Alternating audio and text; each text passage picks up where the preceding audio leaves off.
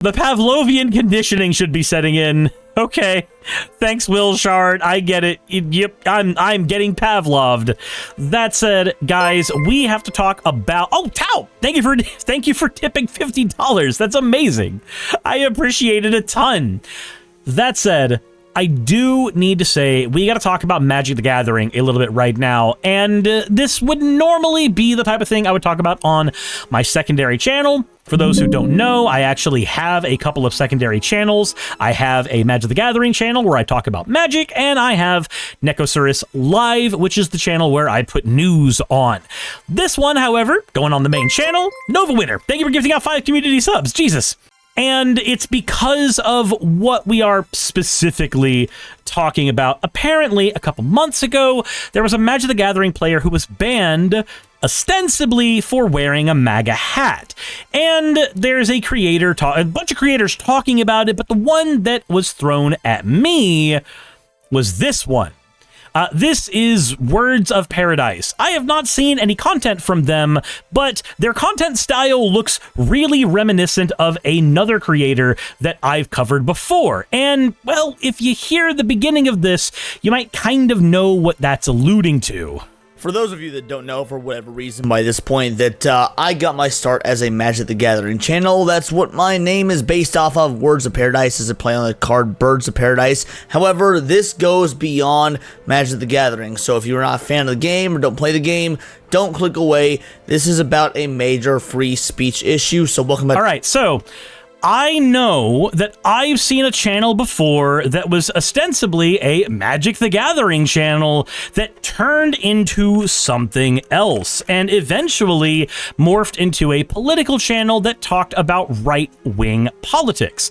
Now, I'm not saying that that's specifically what you're trying to do, but it is really interesting how much this resembles Jeremy. And Jeremy kind of ended up doing a similar thing. He began as a Magic the Gathering channel and then started his entire shtick talking about politics. Now, he's gone through a bunch of different format changes, at least like the aesthetic format changes, and I'm trying to find the ones where he used, there we go.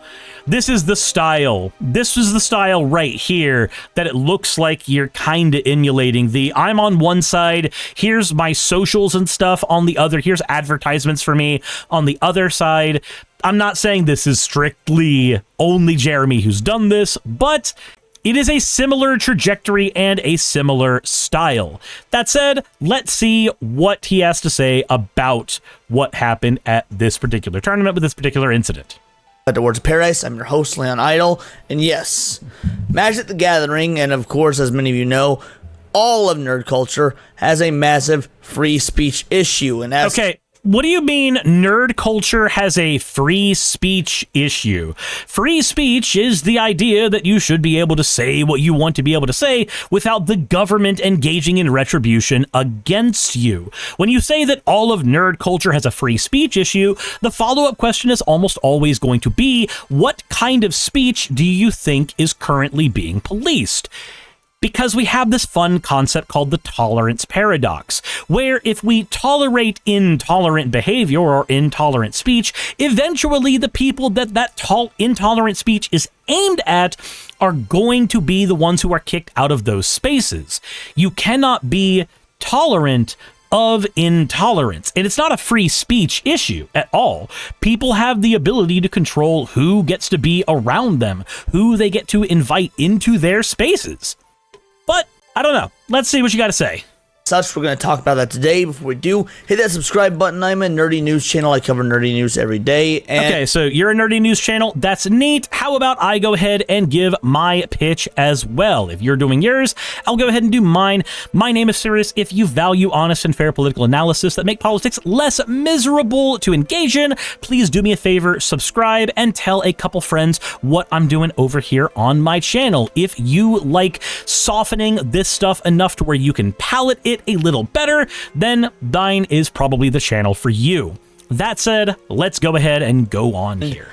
If the reports are true, and I acknowledge if they're true, because there's been very little information on this on both sides, It's kind of weird to cover this without there being a lot of information on it. It feels like something that you should wait until there's more information on, unless you're just trying to, I don't know, cover it because it's breaking news, which is a disaster pit waiting to happen. A renowned Magic the Gathering tournament player has been banned for, and I kid you not, wearing a MAGA hat. Yeah. Okay, so remember, they were not banned for wearing a MAGA hat. Obviously, you started this out, thankfully, saying that, well, not all the information on this has been forthcoming. I at least am happy that you did that. But then when you go from there to start saying he was definitely banned for wearing a MAGA hat, you're not doing the journalistic integrity thing anymore. You're not. This is a thing that allegedly happened, not a thing that 100% happened. Let's continue. Yes, banned from participating in tournaments because of his support for Donald Trump. Now, nope. Those are different things. Those are different things. And I think you know that. Support for a political candidate does not get you banned from any card shop. That's not what is happening here. He wore a MAGA hat. Wearing a MAGA hat is not the same thing as simply supporting a political candidate. Supporting a political candidate is what you're allowed to do. You're allowed to vote for whoever you want. When you're wearing a hat associated with a movement that is very, very obviously anti-immigration, anti-trans people, anti-gay people, anti-women's rights, then you carry the baggage of that symbol. It's like if somebody wanted to carry a swastika right now and said that they were reclaiming the swastika. Like, no, you're still going to be carrying the baggage of that symbol. That is simply what happens with humans and pattern recognition. So I do like the fun little, not quite a Mont and Bailey, definitely a goalpost shift when, or actually, no, it is a Mont and Bailey. It is a Mont and Bailey. When you say that this was a person who allegedly got banned for things we don't have information on, to definitely got banned for wearing a MAGA hat, to got banned for his support for Donald Trump. These are all very, very different statements and should not be uttered in close proximity to one another because they all carry different baggage. Connor Clark says, an open letter to Card Titan, Wizards, Magic, and Hasbro. Joe Brennan, a former Magic the Gathering champion who wears a MAGA hat, and next week's Eternal Weekend, joined by past EW champions, Grand Prix winners, and many others. Joe deserves better. And this right here is a petition to get him unbanned effectively. Now, what does this mean? We'll know what it means. We have to go to Card Titan's actual posts. Now, Card Titan is a relative bigwig in the Magic the Gathering trading card game space when it comes to tournament organizations. Their official stance is, after his banning, Card Titan has proudly hosted the North American Eternal Weekend since 2013. As we now approach our 11th North American Eternal Weekend, we want to reaffirm to the community we serve the core values which we as a company champion, and likewise expect all our attendees to honor in kind. Above all else, Card Titan seeks to provide and maintain an environment where all attendees can feel safe, compete, and most of all, have fun. From our dedicated Eternal format players who make this event possible, to our world-class artists who dazzle us every year with their work, old and new alike, to our partner vendors who endeavor to meet all of your cardboard needs. Unfortunately, from time to time, the conduct of a community member fails to meet our expectations, and we have to make a tough choice in order to preserve a positive event experience. We all love this game. We take our responsibility to this game, and more importantly to this community, very seriously. As such, any attendees who engage in conduct detrimental to these values will have their badges revoked, be asked to leave the premises, and be banned from future Card Titan events. Such as incidents are rare, and we hope this continues to be the case. We appreciate your time and look forward to seeing you all October 9th. Now that does seem to be a very reasonable take, honestly, because if you have a player who is engaging in behavior that makes people feel unsafe, and I would say wearing a MAGA hat is in fact behavior that makes players feel unsafe, then you, as a store owner, have the opportunity, nay, you have the responsibility to remove what is making people feel unsafe. Now, as for why this individual made people feel unsafe, I have been seeing reports of them open carrying at tournaments when they've been asked not to. I have been seeing reports of them having conversations that are disparaging towards women and trans people and all kinds of shit throughout this. Now, granted, none of those are fully corroborated, in that I've seen this said by a lot of people on the internet, but that's not the same thing as having a bunch of people who you know are in the exact same space corroborating evidence. So, reports that I have seen on this show that, yes, he engaged in a lot of behavior that would be considered, well, not exactly great for the community around him. We have Jake MTG saying, I mean, everyone in the community knows he wasn't banned for his hat. We have Ethan over here on Twitter saying, at the past 3 events I've been to where he's attended, he's made multiple jokes in poor taste about women, trans people, and made racial comments about Asian women. Joe does things aside from wear a hat that many TOs would consider disqualifying behavior. This is in addition to throwing hissy fits, calling the police, threatening to sue a business with a posted policy of no political paraphernalia in the store when they asked him to remove his hat if he wanted to be allowed to play in an event. Oh, so according to this account, this is a person who was asked to remove the hat and decided that he was not going to do that. And I don't know. It's weird, right? It's weird because, like, you can give up the counter argument of what if somebody wore a trans pin or a gay pin, to which the counter to that is asking, why are those things political? Are you an idiot? So, I don't know. It looks like this guy's got a repeated set of behaviors that are considered not great for the community. Really? And then, of course, the change.org letter, because there's a change.org letter trying to ask Card Titan to clarify why he was banned. And Ethan's point here is that Joe knows what he did. The letter is written in bad faith. Many people who played Vintage EW last year can tell you. My examples are simple on top of that. Rainman here says none of what you describe is a DQable offense, and actually, it is. The rules book for Magic the Gathering does not just contain mechanical things that a player can do that cause them to get banned. Making people get very, very uncomfortable around you, making people feel unsafe around you, these are things that can cause you to get kicked out from a tournament as well. Then we have Pygonti here, who actually did sign the petition and then asked the petition holders to actually remove his signature from the petition because he got more information about the individual later. And then I found this video from Sullivan and Co. That basically goes over the meat of this situation as well. In Magic news, a problematic player has been banned from an upcoming tournament. But the real story is the reactions to this banning. Listen to this. Card Titan Events recently banned Eternal player Joe Brennan from attending its 2025 Eternal Weekend next weekend in Pittsburgh. According to an email posted online, likely by Joe himself, Card Titan states that his behavior at the previous Eternal Weekend was problematic enough to cause the ban at this one, and refunded him his entry fees. But was this out of the blue? Let me preface this by saying I have never met Joe and have no first-hand knowledge of him, but he seems to have a pretty caustic reputation in the community. He's known for wearing a red MAGA hat to tournaments, mostly to troll whoever he can.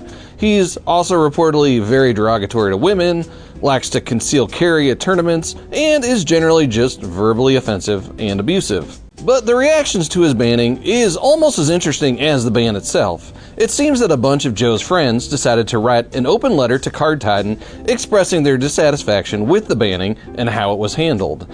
And they openly signed it and posted it online. It's actually a funny read because they can't seem to decide if they're for Joe being Joe or if they're actually against pushing politics at Magic events. The letter seems to imply it was just the MAGA hat that got Joe banned, but popular opinion seems to indicate it was a culmination of bad behavior. So some parts of the Magic community are celebrating a toxic player's ban, and some are lamenting a player being banned for possibly political reasons. Personally, like I said, I don't know the guy, but after about 5 minutes of Googling and seeing all the stories pop up about him, I'm guessing it was warranted. Hey, do you remember a couple of weeks ago where there was this thing about how do we get more women to play Magic and feel more comfortable doing so? Well, getting people like this out of the Magic community is a good start. If a guy's biggest supporters are on the free Magic subreddit, that's a red flag for me. Now, I don't care what your politics are either way, as long as you're not trying to use them to aggravate others. Also, can we knock off the incel Magic player attitudes, please? Come on, guys, it's 2025. As for the people who openly signed this document, and you can see for yourself who did sign it, that's a big yikes for a lot of players. Uh-oh, some people have already posted their regrets about signing it and have asked to be removed. Good for them, I guess. So, watch out for those people, because you might be hearing their names in a future video where I might be saying, in Magic news. Okay, so that was Tiny Hat Productions, also known as Sullivan & Co., that went over this as well. I do want to go ahead and give them a shout out because when I asked in one of my group chats with a bunch of other Magic content creators, they were the first name that came up in that chat, and they actually directly responded to me, pointing out what research they had done and stuff that they had seen in regards to this individual. And I had a brief conversation with them right before the stream. So, quick shout out to them. Go ahead and check out Tiny Hat Productions if you have not already. That said, we've got a bunch of context down now. Let's go ahead and see what else there is in this particular video. The individual in question who was banned is a long-time player. Made a name for himself in the Magic community, and again, yes, wears a MAGA hat. This whole statement is troubling. How? In what way is it troubling? Because they're talking about the safety of the community as if somebody just touting a MAGA hat, touting their support for a candidate that won the popular vote, proving that that is the majority sentiment of the United States. And mind you, the United States is what matters. This is a North American tournament organizer. This really shouldn't be an issue. It should, though, because that president is actively supporting a genocide in another country. He's actively supporting the genocide of trans people in the United States. He's actively engaging in harmful rhetoric against immigrants and trying to get them completely kicked out of the United States. I would argue that if you are a minority group that might have ICE called on you by somebody who's an asshole, a trans person, or even a woman, then you likely do not want people who really openly support Trump to be around you. Also, Jesus fucking Christ, Naki Bree, in the middle of this, you had to make me say, ooh, woo. You really needed that recorded in this video, I guess. I can't take that away from you. You took it away from me. That said, I can understand somebody feeling unsafe because of that. I have a friend who is trans who actually did have a mild panic attack when somebody was wearing, like, what, not quite a gold-studded MAGA hat, but definitely one that was made to look like that at one of our local card shops. And I had to have the sit-down conversation with them of, hey, it's not like he's going to do something in the middle of the tournament. It's not like he's going to do something in the middle of here. And all of us are here to back you up if anything were to happen. But the fact is, my friend still felt unsafe. I still had to have the conversation with somebody because they felt unsafe. And they feel unsafe because they were a trans person who's watching somebody wear what is quite literally a symbol of a movement that is not just like rhetorically anti-trans, but is anti-trans both in the language of Project 2025 and in the language of the promises that this candidate has made towards citizens of the United States. I think using the appeal to popularity fallacy is incredibly stupid here, Words of Paradise, because that's what that is. Saying, well, most people like him, first of all, not a correct statement. Not a correct statement. There were many people in the United States who simply did not vote. And if you are not counting those people, then you don't have a majority of opinion. You just have a majority of the opinion of people who voted, who were enfranchised enough to feel like they should vote. And oh, by the way, if we're talking about Trump's popularity, thank you very much, Naki, but his popularity has been tanking.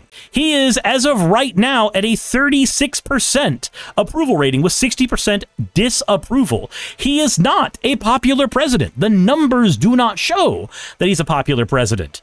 I apologize, but you're just wrong, and it really shows where your positions are when you are this wrong about such an easy topic to both understand and look up.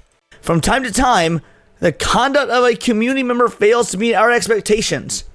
This means that Card Titan, a pinnacle of the Magic the Gathering community, their expectations are that you fall in line with a particular left-leaning ideology. Now, they didn't say that. They didn't want people in their community to feel unsafe.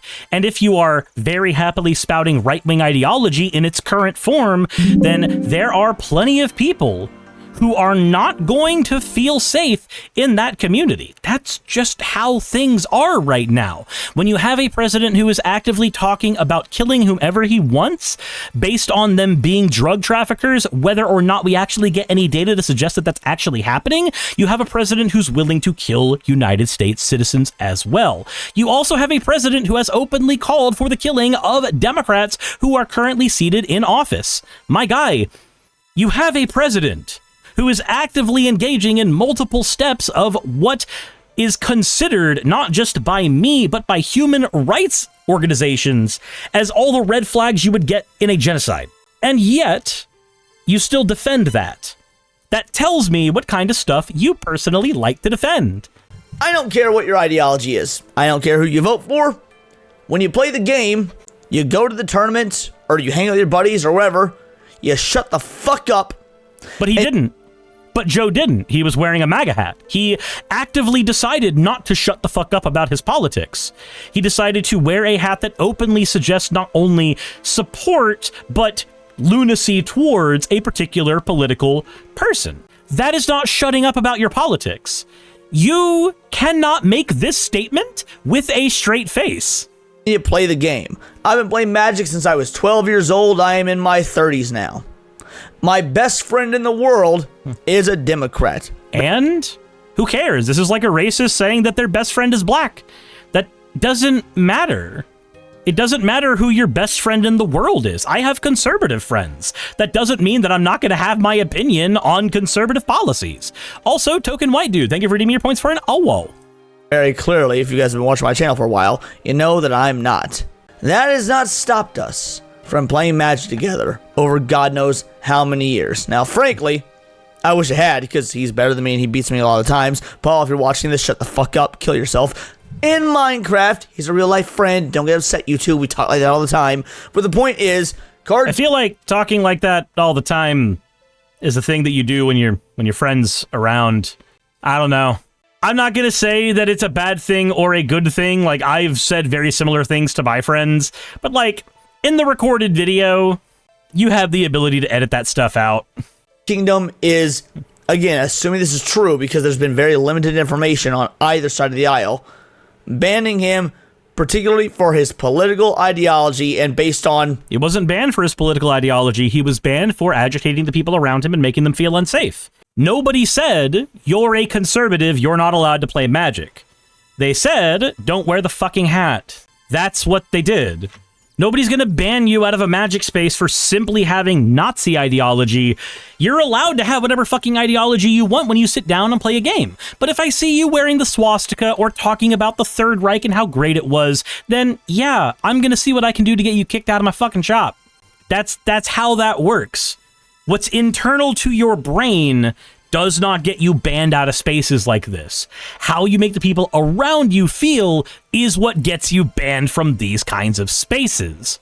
Also, it seems from the information that I have been gathering that he's been doing this shit for a long time. This is a person who openly tries to agitate and troll the people around him.